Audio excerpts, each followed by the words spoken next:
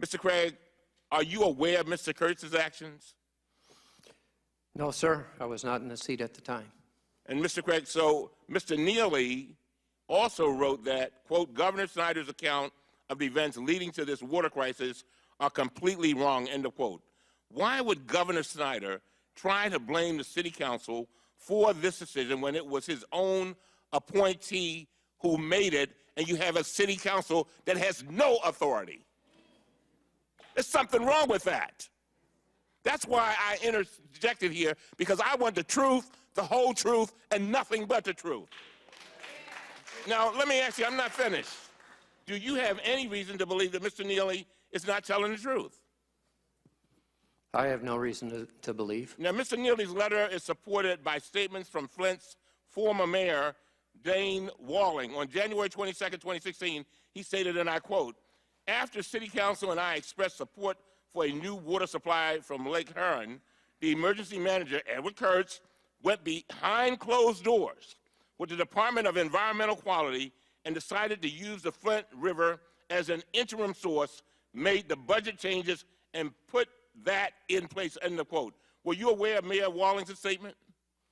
I am not. All right. Based on the evidence, it seems that Governor Snyder was trying to blame the city of Flint for actions of his own appointee. And he did this in his State of the State address to the entire population of Flint. Now, let me ask you something else.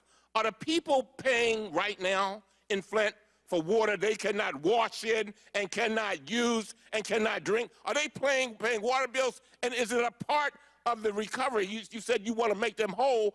Is that part of it? Why would they be paying for water that they cannot even use, that is poisoning them?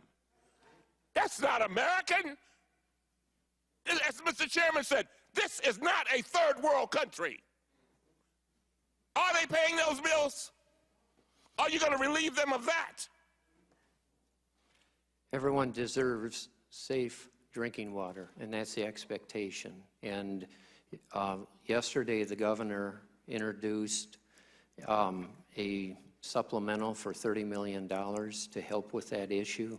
The number one issue, as we've spoken with the mayor, is to make sure the utility remains solvent, and the billing is actually more of a city issue, but we understand and respect that, and everyone deserves water that is safe.